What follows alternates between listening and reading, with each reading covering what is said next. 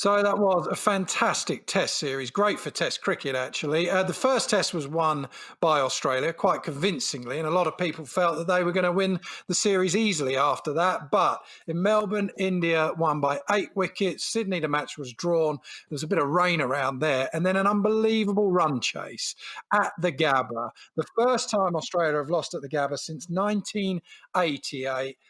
Pant, the hero, with a brilliant knock. Nasser, that was just fantastic cricket all the way through, I thought. It was. It was a fantastic series, up there with probably 2005 Ashes series, and India in particular were magnificent. Bowled out for 36 in Adelaide. Virat Kohli goes home on paternity leave.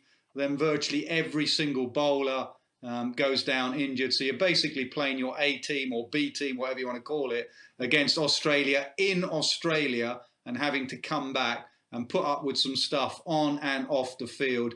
You know, Indian cricket is not there to be bullied. It wasn't bullied in that series. They were brilliant, absolutely outstanding. Rahane, outstanding. Young guns like Shubman Gill and Rishabh Pant, their bowlers, you know, anyone who came in. And it was a real team performance. Every single member of that squad. And most of those had been in bubbles since August, since before the IPL, preparing for the IPL.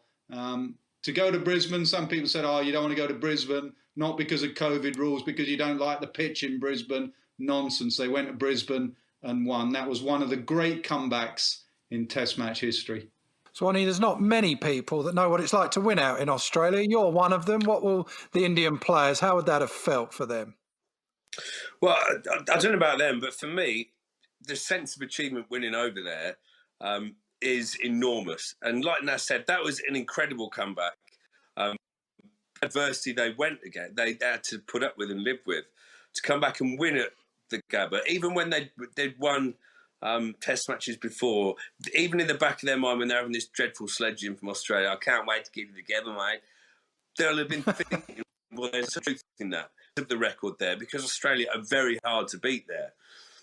They've not played a vintage Australian team. Let's not beat around the bush. When we won in 2010, that was not a vintage Australian team. I mean, we were a vintage English team, don't get me wrong. But the Australian team we played had some glaring holes in it. This one has as well, which is why India, having gone there and won, are now the team to beat in Test cricket, especially in India. Nasser, Swanny mentioned it there about the sledging. Now, we saw that, I think, in the third test where Tim Paine and Ashwin had a bit of a go at each other. Didn't look good for Tim Paine in the end because he said, can't wait to get you to the Gabba, Ash. And Ash had a go at him, said, I'll get you to India. It'll be your last test series. Well, there's no doubt who won that sledging battle, Ravi Ashwin. What did you make of it all, though? I honestly think some of the sledging is absolute nonsense, Rob. And this is not an old timer talking. We've all had sledging. We've all had the heat of the battle. And I'm one that said over the Rabada incident with Joe Root at Port Elizabeth, we don't want robots. But some of it is almost like you're playing up to the crowd. You're playing up to the stump mics. I think you wrote about it, actually, Rob, when stump mics were turned up in Australia and suddenly Tim Paine was joking with people. Try and be the best cricketer you can be. Try and be the best captain you can be. Try and work out how you're going to win test matches. Try and work out how you're going to win on the last day. That's twice now, Tim Paine. Headingley, he had an absolute shocker against Stokes and Leach. He's had another shocker here now. Try and be the best captain you are, not the funniest bloke or the best sledger. You're not remembered at the end of your career as the best sledger or the funny gags. You're remembered for your captaincy. And that's 2 strikes now for the Australian captain, Tim Paine, Headingley and the Gabba. And generally, it's 3 strikes and you're out. So do your captaincy is what I'd say. So let's throw it forward then, because we always talk about who's going to make it to the Ashes. Would you be having Tim Paine as your captain or not? I think Tim Paine has done some very good things. If you look at when he took over the Australian side, and it was all sandpaper gate, and they had to, you know, almost rebrand themselves. So I think Langer and Paine have done a very good job at that, albeit they have gone backwards in this series. Some of the stuff we've heard, they've crossed that line that they talk about. You're judged by winning the game or losing the game. And I think he's under a bit of pressure at the moment. I was a bit surprised that Langer did an interview before this test match, after what happened in the last one, and backed him all the way up till the end of the Ashes, said he will be captain for the Ashes. He better have a good series against South Africa coming up, because as I say, you can't afford too many more losses if you're Tim Payne. Speaking of captains, Swanee, Rahane did an excellent job, actually. Kohli lost the first test match. Rahane then took over, and they've ended up winning the series. Now, who would you have? You going to have Kohli or are you going to have Rahane as your captain? I'll tell you what, it is a brave man in India who turns around and says, get rid of Kohli. I think it's very simple. Virat Kohli will keep that job. He is the absolute demigod in Indian cricket now, especially with MS Dhoni not playing anymore. But it does pose an interesting question that India can form, and some of them play better when Kohli's not there, overshadowing them. Kohli is a fairly sort of wears his passions on his sleeve, sort of Nasser Hussain type captain in the middle, and some players obviously don't react as well. Rahane was the exact opposite, very laid back, sort of very chilled. Never, a bit more like Strauss. Never really looked perplexed, but just got on with the job. So I don't think we'll see Rahane as captain. He's a brilliant vice to have, and it's brilliant for India that they've got that. But I think Kohli will walk straight back into it. Well, let's just have a look at the schedule then, because India's next task is to play against England, which is coming pretty soon after the Sri Lanka series for England. A lot of them, well, they all pretty much fly straight out to India. Now, the two test matches, numbers 1 and 2, are in Chennai, and then the 3 and 4 are in Ahmedabad. Now, that's because, obviously, of COVID, but it starts from February the 5th and finishes on March the 8th. So that, Nasser, is going to be a seriously tough task for this England team. It is, as Swanee said there, though, the Tour of India is now the massive test for any side, let alone an English side. The pitch is Chennai, generally flat and then spin. Chennai, I think last time England were there, they got the best part of 480, 500 in their first innings. India got 700. Karun Nair got a triple hundred and went on to win the game. And Ahmedabad is a new stadium. They've rebuilt it, 120,000 capacity. And I was speaking to some of the Indian commentators last week, and they say they can pretty much prepare any pitch they want there. They've got various soils that they can have. So it'll be interesting to see what they prepare. You'd guess it's going to spin. They announced their side or their squad in the last couple of days. All the success stories from Australia are there. The one that's missing that I would be concerned about if I was India is Jadeja.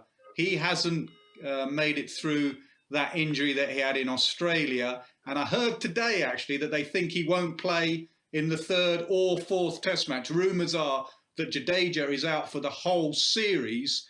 Now, that will be a big blow, just balancing that side. But if you look at the batting lineup, they could have, you've got Shubman Gill, Rohit Sharma, Pujara, Kohli, Rahane, Pant, Bumrah with a new ball. So they got pretty much every base covered. And Ravi Ashwin, as Graeme Swann knows, is a pretty special off spinner as well. Yeah, Swanee, I mean, bowling out there, playing out there, what is that like? How hard? Is that as tough as it gets, playing against their batsmen or not? It is and it isn't. The one thing that I used to say to myself is it's going to spin, and it does spin. Even on day one when they're fairly flat pitches, if you bowl well enough, especially against India, India play you very respectfully. There's not many of that team. There's not a Virender Sehwag in that team. Virat Kohli, when he bats against spin, waits for the bad ball. They play Pakistan who look to just destroy you and smash you off a length, charging down the wicket and playing lap sweep. They're very, very patient. But if you're willing to be patient and bowl all day, you will take wickets. You might have to work very hard for them, and you'll lose some timber, which isn't a bad thing if you're putting it on like I am. But it's as a spin bowler, it's like bowling on the 4th or 5th day in England. That is why you're a spin bowler. That's your time to shine.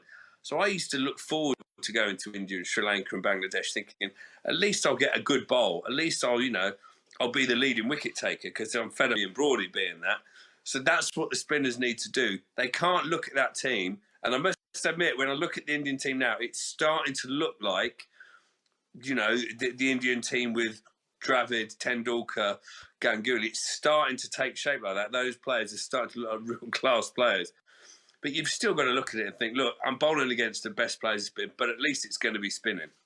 I was going to say, actually, because they went through a period, as we've seen Moeen Ali bowl them out twice at the Ageas Bowl, that they had some stutters against spin, didn't they? Now, you've done IPL cricket recently. Would you say the present crop of Indian cricketers are getting better? It's an odd thing to say, but are they back towards Tendulkar, Lachman, Dravid, Ganguly, VVS? They look like they're improving against spin again. I think they are. And the one thing is, like, wrist spin at the moment has really taken over in the IPL. And I mean, to the tune that nearly every IPL franchise has at least one, maybe two leg spinners, very few finger spinners. That can work very well in the finger spinners' favour, I think, because they're not playing as often. There's a certain lackadaisicalness about batting against finger spin. It's the underdog again. So that's what Moeen Ali or Don Bess have to say. Jack Leach is the one for me in India. He has to run up and be prepared to bowl nothing but straight deliveries. Pitch a middle stump, hit a middle stump. Harath has done it for years and done very well against India, albeit in Sri Lanka. If Jack Leach can do that and just tie one end up, bowl 40 overs a day, tie one end up, then you can rotate. You can have strike bowlers in Wood, Anderson and Broad and get the other spinner attacking more. But yeah, I do think this Indian team are getting better and better. Honestly, until Kesey put that squad up then, I was still thinking India, yeah, they're good, but are they that good? And when you read those names out now, that reads like a modern day sort of, these almost turn into the Invincibles. That is an incredible team they've got lined up at the minute.